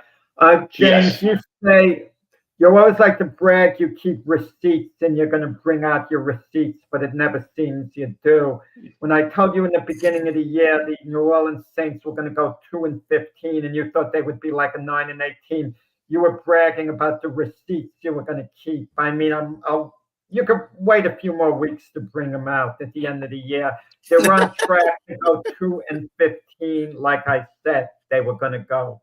Okay, and then you like to point out to my Jets, who I said would go 7-10. They're going to be worse than that, even a lot worse than that, it seems. But Panthers, I thought would go like 8-9. They win this game, they'll be 6-4. But I think they'll muff some games later. But when a team goes into Lambeau Field and they win the way the Panthers did there, that makes me wonder what type of team are we looking at with the Carolina Panthers. Maybe they're better than I'm giving them credit for even. I mean, they should win today. I mean, I can't imagine them slipping up to lose to New Orleans. But the Panthers have obviously an outstanding running game, and the defense has gotten much better as the seasons went along. So are they a contender for the Super Bowl in any way, shape, or form? No, not at all. Not in the slightest. The Panthers are very soft in that regard, and no one looks at them as even being a serious contender for a wild card position. Yet if they win, they're 6-4. So they're certainly in the hope business. And if they're as good as they were when they won at Lambeau Field, maybe the Packers just took them lightly, or maybe but maybe the Panthers have something going here. Yeah, the Panthers are doing 2 good aspects of the game. They're playing great defense and they're running the ball well. This is something that you have to do to win games, and it takes time of possession off the clock for the other team, and it keeps their offense on the field. Now, see, I agree with you, James. I think it's not coming from Bryce Young. I think Bryce Young has actually regressed from last year. He's going back to that mode. But at the same time, their running game, which I felt was going to be good at the beginning of the season. When I heard they got Dowdle, I said, yeah, they got Hubbard. Oh, that's going to be a nice little 1-2 punch they got. And their offensive line is doing a pretty good job of run blocking, and that's what offensive lines love to do. They love the run block. So when you get that and their defense is playing pretty well, I mean, hey, let's not sell them short in their defensive end. They are playing pretty well. I just think that, this might be a little bit too much for the Saints, but the Saints always play tough. Now, they've had a couple of games this year where they have not on the road. But for the most part, they've played teams close, and I think 5.5 is pretty easy for them. But, the Panthers they're going to run that ball, and they're going to play good defense, and that's why they're going to win this game. All right. And Jack, you're right. Let me say this before you have your question. I don't have receipts, but you won't have your receipts either, sir, by the end of the year in regards to the Jets. So, yes, there's that. Goes both ways. Bryce Young, you said he's regressed. I don't think he's regressed this year. I mean, what have you seen? Yeah, what do you see that we're not seeing? He's managed the games. I mean, he's done what he's had to do. I mean, basically, they're not playoff contenders in the real sense of the word, the Panthers, even though at 5-4, they're 6-4 after today. Technically, they are, possibly they sneak in as a wild card. I mean, depending on what they do going forward. But in other words, I feel going into next season, if the Panthers finish this year at 9-8, 10-7, I think Bryce Young absolutely is their quarterback next year. Yeah, I just don't see. I just don't see where he's improved or kept up the same consistency as he did last year at the end of the season. And I thought that benching was really good by the coach at the time. Sit him down and make him think about it a little bit. And then when he came back with flying colors. He was doing really well. He was playing out of his mind. Now, is that something that's an anomaly that just happened to him, or is this the Bryce Young that we can expect? Maybe he's just having a bad season. I don't know. But when you come off that and you have momentum going to the next season and you start playing and you go back to where you were playing before, I just don't see it. I call that regression. So, but unfortunately, they got a great run game. So that just kind of sidesteps what he's doing. Anyway, we have the New York Football Giants going to Chicago and taking on the Bears. What do you got there, Jack? Well, the Bears on a winning streak, and the difference between the Bear team this year and last year. Last year, they lost so many tight games that they could have won, and we kept saying, with a little luck here and there, they'd have this record. And that's what happened this year, basically. To have the Bears really improved under Ben Johnson, I'm not sure. Everyone is saying, what an improvement.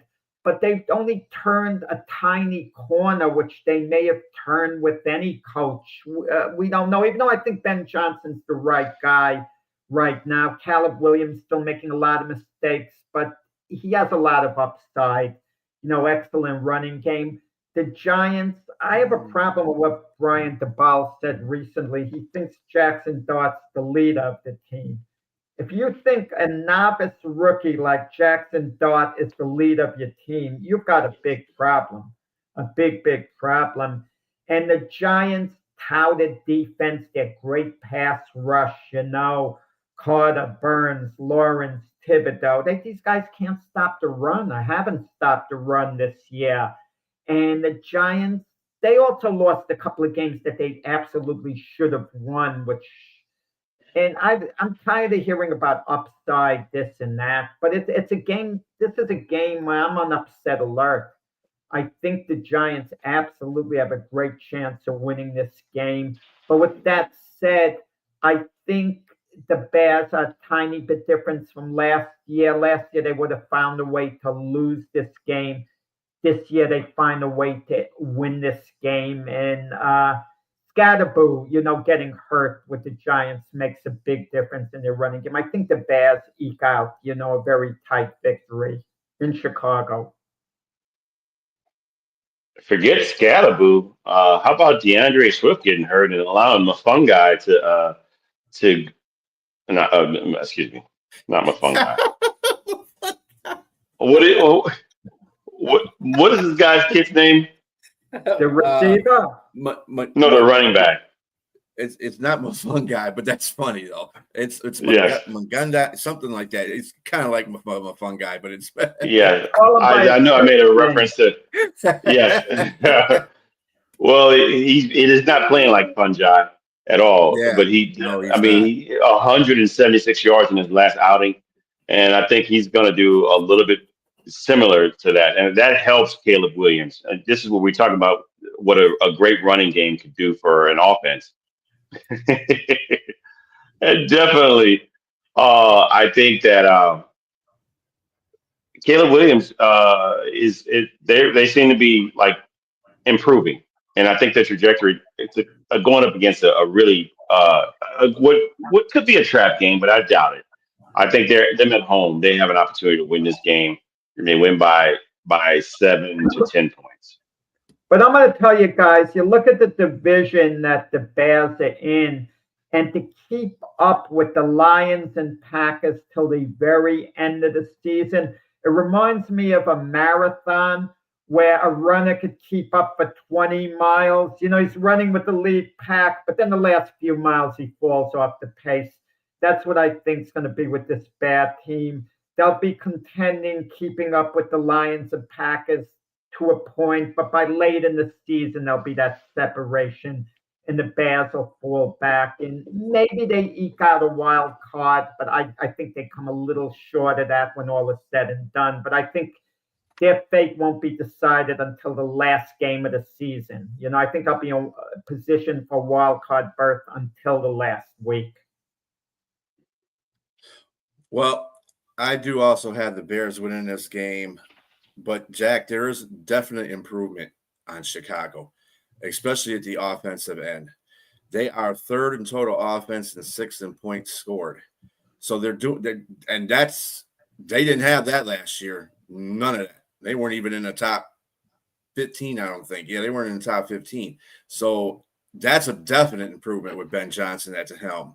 Their defense, on the other hand, that's another thing. Their defense is underachieving for the players that they have. And they do have some injuries in the secondary. That hurts them a lot, too. Jalen Johnson is a big one. He's their best corner. But they got Stevenson back, so he's playing. I just think that the Giants just don't have weapons on offense to win this game. I think Jackson Dart is phenomenal as a quarterback. He should be the leader of the team. We mean What do you mean phenomenal? He's a rookie. Let him establish himself.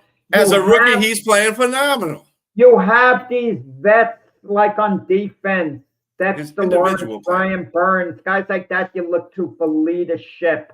And Jackson Dart's first year, listen, he has a ton of potential. Don't get me wrong. I like what I see with him so far, but he's got a long way to go.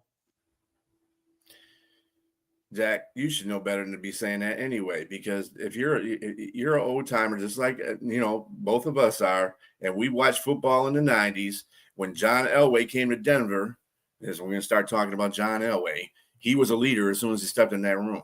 He grabbed control. Great quarterbacks do that. Better than Jackson Dart. Jackson Dart is not. In the long run, yeah, if you're comparing him to his whole career to him now, yeah, I mean, that's easy to say. John Elway was the number one overall. Brett Favre came into Green Bay and took over a chart. Green Bay, Brett Favre came into Green Bay and took that team over. Okay. Stafford came to Detroit and took that team over. Great quarterbacks will rise to the challenge of being a leader. And if that's he's what not a great quarterback yet, if he'll ever be one. It's got nothing to do with being a great quarterback. Tom Brady is a great quarterback because he's a great leader. It's not because he has phenomenal numbers. Okay. He's a leader. That dude is a GOAT in leadership. Everywhere he's gone, he's won. Right? What are we talking about, Tom? We're talking about quarterbacks coming in. Tom Brady came in there and took You're making comparisons. I'm not making comparisons on playing. I'm comparing the leadership role. If quarterbacks their job is to be the leader. Oh yeah, no, don't get me wrong, but Brian DeBall was saying he's the leader of the team. He's our leader.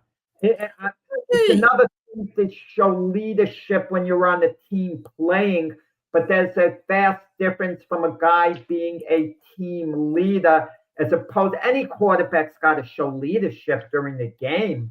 I mean, we know that. Gentlemen, we all agree that the Bears are going to win this game. We got enough time, James. Chill out. We got enough time. We're moving on to the next game. We've got 35 minutes. Relax. How many games we got? How many games we got a lot of games left. We got one. You're right. You want to know something, James? 2 1 o'clock games, and then after that, there's 4. So that's 4. You want to know something? You're right, James, on the amount of games. My fault. Okay. Anyway, let's go to it. The Buffalo Bills are going to Miami. I'm gonna leave this to you, Jack, because this. Well, some games we could go over quicker than the others. You know, this would probably be one of the games. And let's not overanalyze. That's what I'm alluding to.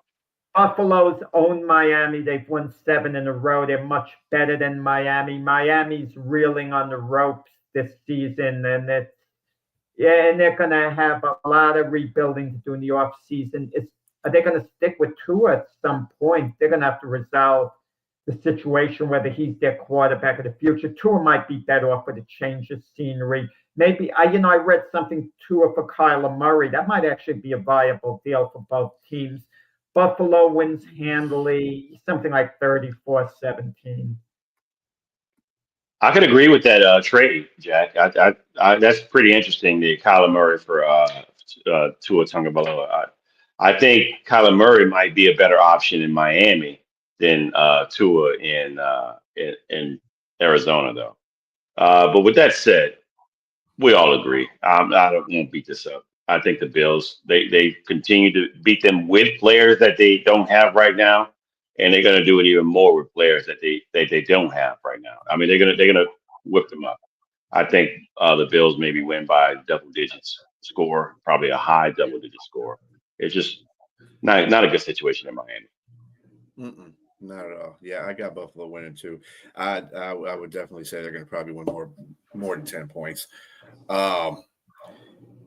Next game is those I mentioned Cardinals. They're going to Seattle to play the Seahawks. Seahawks are favored by 7.5 points. That's a lot, considering it's an interdivisional rivalry. So who you got, Jack? Yeah, last week when I picked Arizona to win at Dallas, you guys laughed at me. James laughed at me last week, and Arizona won at Dallas. And I think they're going to do it again. They're going to go to Seattle. I think they're going to win there. And Jacoby Brissett will play well, and then Arizona will delude themselves into thinking Jacoby Brissett should be their starter next year, and they'll have a similar year to what they're winding up so far having this year. And I'm going to go with Arizona. They have a lot of upside. Even though you look at their record and they've lost games you think they should have won, I'm going to go with them to upset Seattle, something like 24-21. You were right. I definitely had Dallas beating Arizona, and I guess I tried to forget about the horrible defense that they have down there in Dallas, but Arizona, Jacoby Brissett is playing a great game, but he's got to face a much different defense in a more hostile environment. You think he's really going to go up there and upset Seattle? Now I'm really going to take the egg off my face that I have for the past game and just put it on your forehead, sir, because I really think that the Hawks are going to they're going to kill, especially with the emergence. First of all, they have a really good offense. They got great receivers there, and they're adding Rashid Shaheed to that mix. I think he's going to have a great all-purpose game against this defense, and I think the Hawks win. Not only win, but they win probably by double digits as well. Yeah, I got Seattle as well. Seattle's playing fabulous football right now. Between them and the Rams, I don't know who's going to run away with that division. But Seattle does have very good defense. The only thing that I worry about Seattle a little bit is their running game. The running game hasn't been really getting off the ground, but they made it up with JSN and that passing attack. Oh, and Arizona. I'm sorry, I'm not picking Arizona ever again. You losing the Titans, dude. Forget that. Yeah, well, but this game, just quickly with Arizona, if they have any hopes of winning the division, I know it looks terrible now. They have to win this game. If they win this game, it means a loss for Seattle. Either the Rams and Niners are losing today because they play one another. So if Arizona wins, they still have some hope, for the postseason, as bad as things have been. But if they lose today, I mean, they're basically cooked. Yeah, I'm not putting any faith in. I was another one that was like you, Jack, that picked Arizona to finish second in division. I thought the Rams were going to win division, but yeah, burn that receipt all up. Not yet. Wait till after today before you do that. You can go ahead and add your potatoes and carrots and onions right. Because they're stewed. They are cooked, like you said. All right. So now we have another match between the NFC West there as the LA Rams are going to San Francisco to play the Niners. Niners have been kind of sluggish the last couple of games. And the Rams been high powered. Jack, who you got? Yeah, I like the Rams. I mean, they're playing at San Francisco. I'm tired of the drama every week, even though it's not as far with Christian McCaffrey. Oh, is he playing? Is he not playing? Is he hurt? Is he not hurt? This question, that question, always surrounding the 49ers. Trent Williams, Kittles, this guy, that guy. I'm just tired of it. Oh, Mac Jones, is he going to be the starting quarterback instead of Purdy going forward? Yeah, they're becoming a little bit of a soap opera to me, the Niners, and I'm kind of tired of it. And Matthew Stafford, what a great year is he having. And Matthew Stafford's been around forever, Super Bowl winning quarterback. He should be a first ballot Hall of Famer without question. But we never put his name up there when we talk about the best quarterbacks in the NFL. Why doesn't he join the short list? Let's start putting him in the short list, the top 5. But we don't put him there. And Devontae Adams, perfect example of a receiver. You could have gotten him for like a ham sandwich. And teams are bypassing on him, and he winds up with the Rams. And look at the year he's having because he has the right quarterback, the right system, the right coach. I like the Rams. I think that's going to be a good amount of points scored, something like 30-20. The Rams are contenders. They are definitely contenders for the Super Bowl. They got a really good defense, and you got a great offense, great Hall of Fame quarterback, like you mentioned. And you got a really good running game, passing game. Special teams is good. And you have great coaching. That's a total recipe for a contender for a Super Bowl. I think, and I agree with you about Matthew Stafford, first ballot Hall of Famer. And he's playing with a bad back, too, mind you. He's not having a great back, and he's still showing that he can get out there and grit and grind with the best of them. And he's MVP caliber right now, and I like them to be a beat up 49ers. Excuse me. Bless you. Beat up 49ers. Thank you. And I think that the 49ers can win games. They can ilk out some wins against like really bad teams, but having all these injuries is really going to make it tough for them to win against teams that are just Super Bowl caliber teams. And this is no different. And so I think they're going to have a hard time against the Rams. The Rams, don't get me wrong, they're going into a hostile environment, but it's just so much you can do. And I love the coaching. I like Kyle Shanahan. I think he's a great coach. I just think that you can only do so much with what you have. It's just a lot. I mean, don't get me wrong. They got Kittles. They got McCaffrey's playing, right? Mm-hmm. Yeah. Obviously, they don't have Purdy yet. He's still on the menu. That's my point. Every week we ask that, is McCaffrey playing? We have to ask one another. Yes, but he's playing, though. That's the thing. And so he gives them hope. Like you've been saying about so many teams, he gives them hope. but I just don't think it's enough against a team like this. And so I think the Rams win, and I think the Rams win by another team to win by double digits. So I'm going to sound like a broken record here. Yeah, I don't know if the Rams will win by double digits, but they'll definitely win. Especially this is a revenge game because early in the season, San Francisco beat the Rams, if you don't remember. So Rams are playing a much different level that they were playing than they were playing at the beginning of the season. And San Francisco seems to have regressed a little bit, which I thought was going to happen because I said this is too good to be true for San Francisco with all the injuries they have. There's no way they can keep putting up W's, and they got all this going on. And much to Jack with all the drama that's going on there too. So, yeah, I got the Rams winning. But I don't think it's going to be – I don't think they're going to blow them out too much. It's a division game still. San Francisco still has a pretty good defense. Salah has done a great job with that defense to keep them in games and figuring out a way. Their stock leader is Bryce Huff. He has 4, but he's missed a couple of games. And Robert Salah, who had him when he was Jet coach, and Huff was very successful in New York, has brought him back. But what's interesting with Huff being on the Eagles had no use for him. They didn't even dress him, for the Super Bowl game because he was useless. That shows you the effect of coaching. Mm-hmm. Okay, and I agree, Jack. We have the Detroit Lions facing off against the Washington Commanders in Washington. What do you got there, Jack?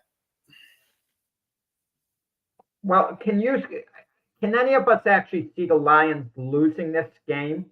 I mean, what do the Commanders have going for them outside of playing in Washington? It's a home game. I mean, the Lions are coming off a loss. And the Lions remember losing last year to the Commanders in the playoffs. And Jaden Daniels isn't playing for the Commanders. It's Marcus Mariota. I mean, if the Lions lose this game, Brian, you're going to have to take a step back. You can't say, well, it's only one game, an off game. You're going to have to fully reevaluate this Lion team if they actually lose this game, because it's a big game for them. They've got to win at the very least. I think they win easy by, something like 33-14. But everything is pointing towards a Lion win.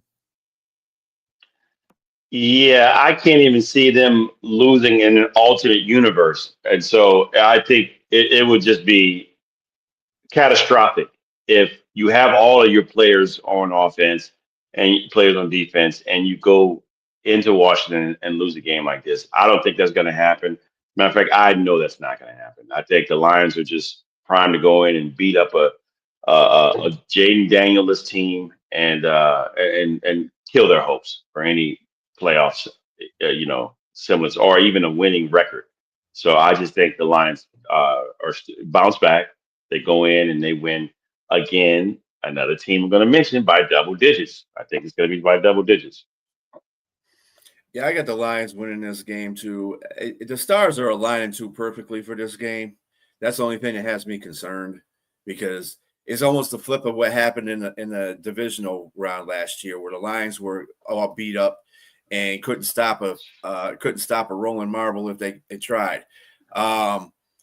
This time it's on the offensive side for Washington, and that's their strength.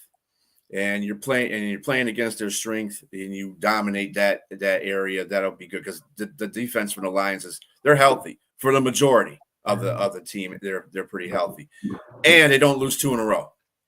And they're pissed off because they lost to Minnesota, and how they lost to Minnesota because they know dang well that they didn't play a good game in that game. So, and Dan Campbell is a guy that has these guys ready all the time. So yeah, I'm going to have to go with that as well.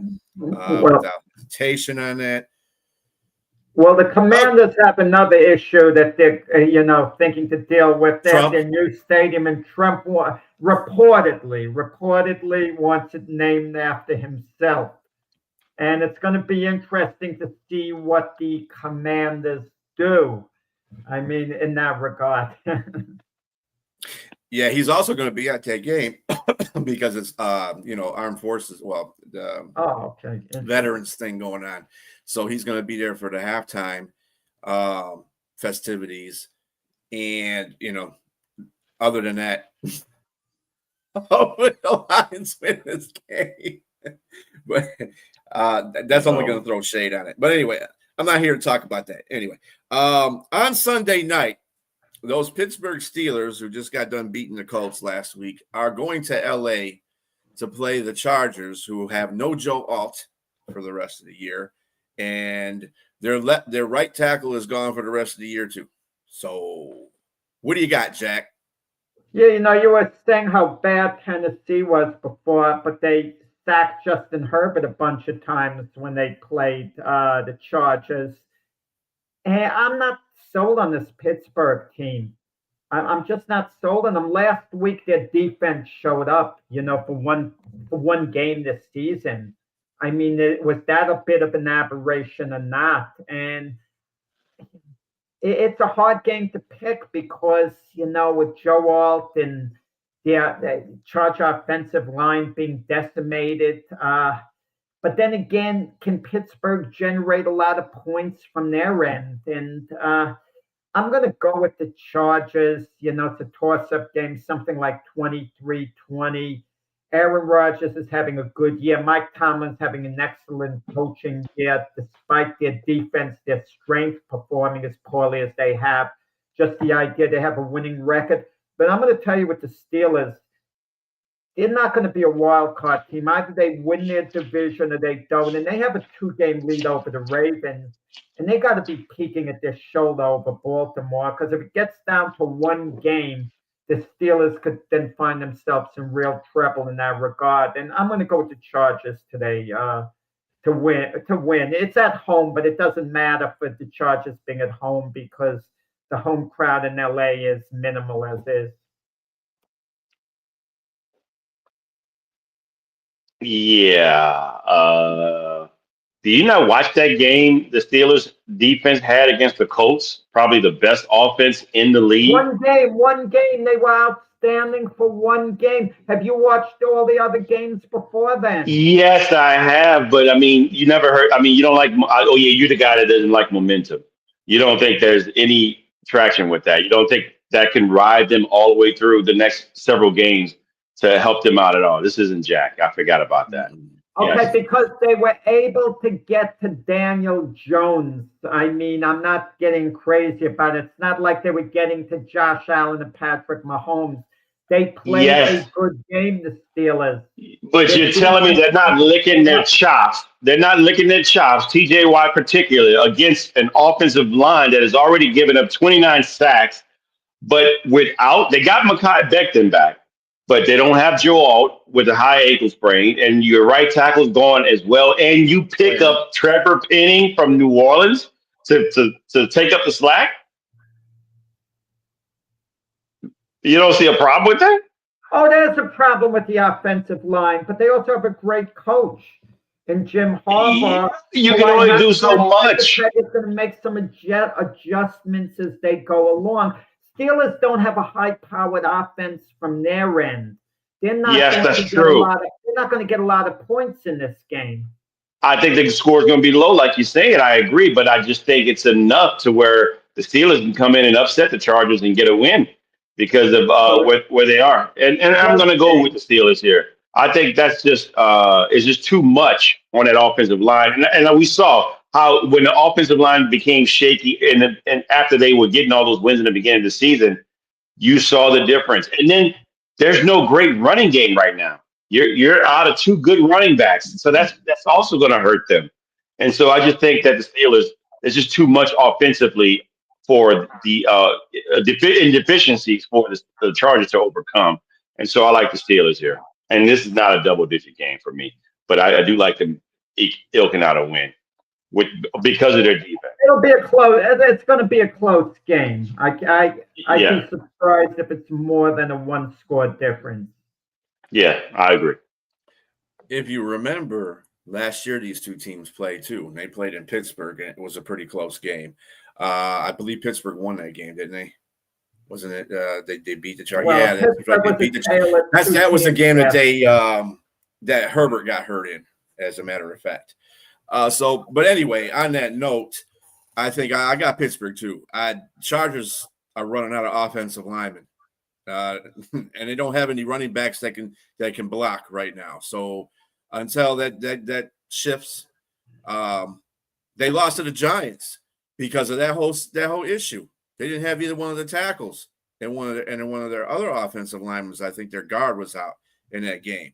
So they only had 2 of their 5 starting offensive linemen, and they got beat. So, yes, Pittsburgh doesn't have a great offense, but if you play great defense, you don't need that much offense to win games. So I am giving this to Pittsburgh, and it's not going to be a high-scoring game by any means. It might be a yawner, but I see Pittsburgh winning by, at least a field goal, 1 to 2, 3 points, somewhere around there. Right. And finally, on Monday Night Football, we have the Philadelphia Super Bowl Eagles going against the Green Bay Packers in Lambeau Field. Going to be a good game just on that premise alone. Who you got, Jack? The Packers are very soft 5-2-1. I mean, I know the record still is impressive. There's something soft about that. But with the Eagles, the Eagles remind me of what the Dodgers won baseball this year during the regular season. They had control of their division. They were always going to be in the playoffs. They were never threatened, but they weren't the best team. But you knew they had that championship pedigree, that they could be getting it together in the off season. And we keep hearing about what's wrong with the Eagles, but there's not much wrong with them. What are they, 6-2? I mean, come on, that's what they were expected to be about. Were people expecting the Eagles to be 8-0 at this point? Were they expecting them to be 16-1 on the season? Super Bowl winners usually lose a few games, even though I'm not a believer the Eagles are quite, headed there, because I think your habits catch up to you. If you rely too much on the run or pass game, I don't think you can just turn the switch on and off when you have to in the big spot. They're at Lambeau Field, and I think you guys told me a couple of weeks ago, it used to, maybe correct me if I'm wrong, it used to be a little more important to be at Lambeau Field for the Packers than it is now. And you lose to the Carolina Panthers at Lambeau Field. I'm so turned off by that. I'm not, it's going to take me a while to say that's a big advantage for the Packers to be at Lambeau Field, but it is still an advantage. It's still because of their rabid fan base. I mean, if you talk about how all the fan bases travel, maybe we could get into a discussion with that sometime. I don't think any fan base travels better than the Green Bay Packers, and especially their home. It's a big community thing. I look for obviously a close game. I could see this game going into overtime, actually, believe it or not, with the Eagles getting the last touchdown, Saquon Barkley scoring a touchdown. Eagles win 26-20 in overtime. How's that for like a bold pick? No, not such a bold pick, but I'm calling it an overtime game. Eagles win. Fair enough. I think the Eagles win a close one as well.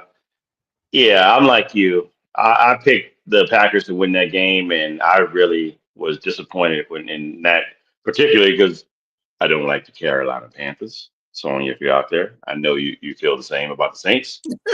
Uh, but I just didn't think that it was, forget me not liking them. I just thought that the Packers were the better team at home. And I was surprised by the Panthers, and I have to give them what credit is due. You went there and you pretty much beat them up. And how do you bounce back from a game like that if you're at home and you lose to the Carolina Panthers and then you go up against the Eagles? You do that by playing great football. I just don't know if it's going to happen. Particularly, they lost their starting tight end in Tucker Kraft for the season with an ACL. Lucas Musgrove has to come in and play. In his spell, he was a former first-round draft. Was he a first-round draft pick? I think so. He came out the same year that Kraft did. They drafted them both. Yeah, exactly. So something like that. Yeah. So he's going to be made most at the deadline, which could help the Eagles a great deal going forward. Yeah, I think that the Eagles, they're a weird. Or are they 6-2? I believe they're 6-2. I think. Huh? Mm-hmm. They're kind of a weird 6-2 team right now too, because their offense is not great. Defense is a little in the middle somewhere there. But again, these are Super Bowl champions. Yeah, these are Super Bowl champions. Yeah, I still give them the benefit of the doubt in a very close game. I think Saquon has a really good game, and they win this game. You know, the Eagles are now an anomaly in this sense. Their running game with Saquon Barkley hasn't really completely unfolded yet this game, and their passing game hasn't either. It's like, what exactly are they doing? But yet you turn around and they're 6-2. They're winning. And then you look at the Packers, the 3 games they didn't win. You know, who has their offensive coordinator? That's a big difference. Yeah.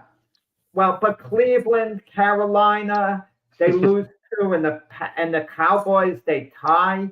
You know, those aren't exactly 3 powerhouse teams. So, I mean, the Packers, like I said, a soft 5-2-1, and I think I got a little fooled too. The expectations became a little too high, based on how they beat the Lions in the opening game of the season. Not only beat the Lions, but did it convincingly. And I mistakenly put too much weight on that. And credit Brian, he was calm. He said, you know, don't put too much weight on that game.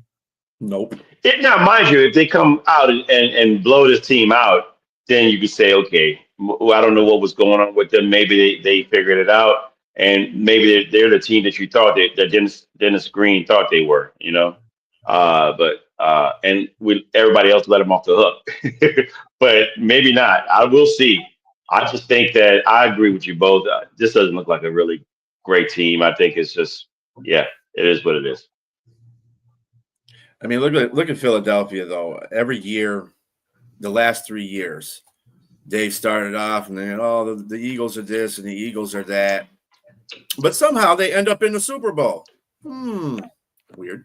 But anyway, this is how they do. This is how they do during the regular season. They eke it out through. Last year was an anomaly because they had a really good offensive coordinator and they gave Saquon the ball just like they should be doing now. And that worked it all out. But now you got to listen to the little whiny receivers talking about, hey, you get the ball.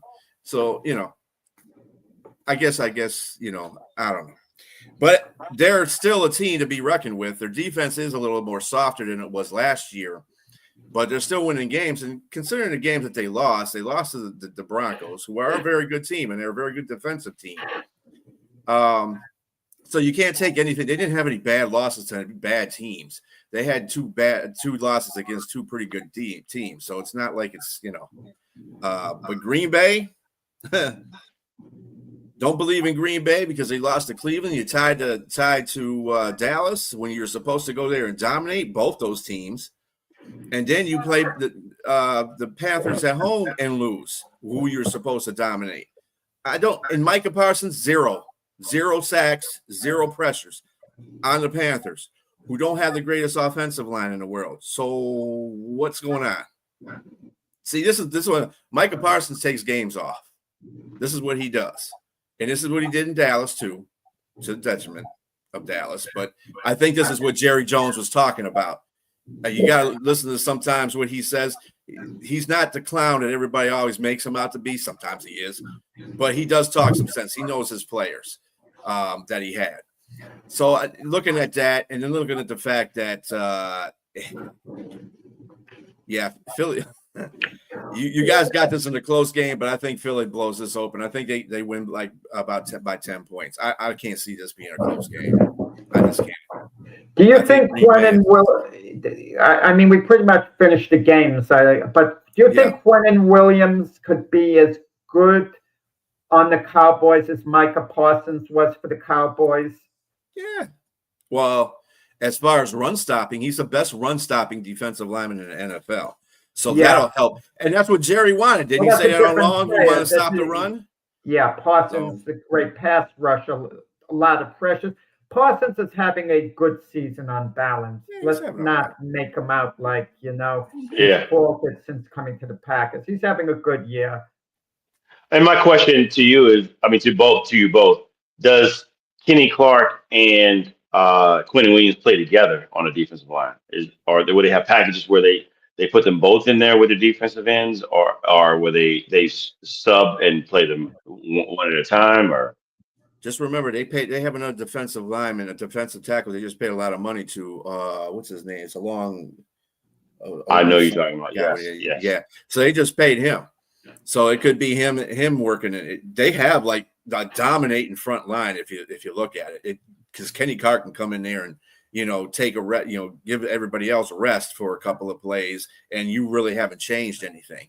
But running up the middle, you might as well forget that kind of stuff for the rest of the teams that are playing them for the rest of the year because it's not happening. Well, Jerry's going to have to deal with at some point with Quentin Williams' contract and how far he's willing to go. If he could sign Quentin Williams and be comfortable with whatever deal he makes, then it was viable to give up a number 1 and number 2 draft choice because whoever you were going to draft first, logically, you weren't going to get a better player than Quentin Williams. Right. Yeah, he was still young enough who could give you some. That's what I was going to ask. How old is Quentin Williams? How old is he? 27. I think he's 27 now. Yeah. Oh, yeah. This. 2 years left after this one on his contract, but this is the problem. When guys, even they have a year or 2 left in their contract, there's a lot of discontent. There's a lot of noise you have to deal with. Look, let's say Jerry Jones was able to tune out all the noise with Micah Parsons and it didn't bother him. He could have franchise tagged Micah Parsons. He could have ignored any Micah Parsons talk, saying, look, either you take this money or retire. Tough luck. And if Micah Parsons wasn't going to play well, he was going to hurt his future value. The only difference here is that Quentin Williams doesn't have the leverage that Micah Parsons had. He doesn't have the leverage because he kind of hurt this year, and he's got to show that he can actually play and put up the stats to back up what he's got to say. So I mean, and we're half the season in, so this will be his first game, right? Yeah. Yep. Yeah. With the Cowboys. So I mean, you got to play out this half a year. Come in and be great the next season, and then consider if he's coming out the gate next year, then maybe he has some leverage. But he doesn't really have any leverage right now because again, he's kind of hurt. The leverage is if he's outstanding, Quentin Williams, Jerry Jones can't afford not to sign him because the Micah Parsons situation revisited. The fans are going to be all angry if Quentin Williams plays well. He's going to be the heir apparent to Micah Parsons in Dallas, like Cooper Flagg is to Luka in a certain sense with the Mavs. I think the thing about Dallas, unfortunately, Dallas is on a bye this week, so that works out really well for Quentin Williams to get healed up and everything. But once he comes in that lineup, he's got to hit the ground running. I really believe that he's got to show his mettle. I believe he will too. He's on a new team. He gets a new stretch. He's a heck of a player. It's just like Sauce Gardner. Sure. Sauce Gardner's playing right now, as a matter of fact, for Indianapolis. So he's out there. He's got to hit the ground running. With a couple of injuries that the Colts have, he's got to step up. Yeah. But what's the score? Score is 7-6 Atlanta and first. Can you imagine how they scored their touchdown? Who knows? I don't know. I mean, could you imagine it was on a pass play in Source's direction? I think it was actually it was a running. It's 7-7 now. They just tied it up. I mean, it was a running play, Algier. My feeling is I would have liked to have seen Sauce be a career Jet, but he was only in his 3rd year. It wasn't like the Giants with Saquon Barkley, where Sauce hadn't established himself yet as being on the way to being a legacy player for the Jets. You like organizations that have legacy players who are there the whole time, who have a lot of years. You hate to see it cut out from under them, like after 6-7 years, they go elsewhere. And what's their legacy going to be? Look, we just had a baseball season. Freddie Freeman, he's been with the Dodgers only 3 years. He'll be with them a few more years, then retire. But they've been winning Is his legacy going to be as an Atlanta Brave or Dodger when all is said and done? Look, I think Sauce Gardner. I disagree with the Jets trading away they're great assets, but that's just me. I just think those are young enough players where maybe Quinn and Williams, but I would have traded Sauce Gardner. I just think that you gave up a very difficult type player to find in the draft. I don't see any guys like that in this year's draft coming up, and I just think that was a tough decision. But that tells me that they just gave up and they want to rebuild and do something different. But in my opinion, I disagree with both trades. I just think they should have kept their guys and figured out what it is they need to do on offense. Cornerbacks are really hard to find in the first place. It's very rare when you find good cornerbacks coming out of college. So, yeah, that probably would not have been a trade I would have made. But I understand what they're doing. I do. There's just, like I said, they're following a blueprint that the Lions has set out, and that because AG's from that tree. He's just trying to follow that same blueprint. And like I said, it's all on a GM. If he can make good picks in a draft, that's what counts. You can get all them draft picks. Oh, yeah, we got ones and one. But it's what you do with them. If you can't draft well, that's going to be a stretch. But anyway, on that note, we will bid you good people adieu. Again, I'm BA. We got Jack Hurst and James Martin with me. We all wish you a good rest of your day. Again, tomorrow morning, it's Jack and Keith on the Weekend Playbook, and Jack at 7 p.m. with Frank. Well, actually, it's going to be his birthday tomorrow. Happy birthday there, Jack. We'll have the glove fist tomorrow, but it will be Frank and hopefully a guest. Boxing historian Don Majeski is going to be filling. There you go, tomorrow. Listen to him; he knows the sport inside out. He does. I listen to him. He's pretty good on his stuff. But anyway, everybody have a good rest of your day. Peace.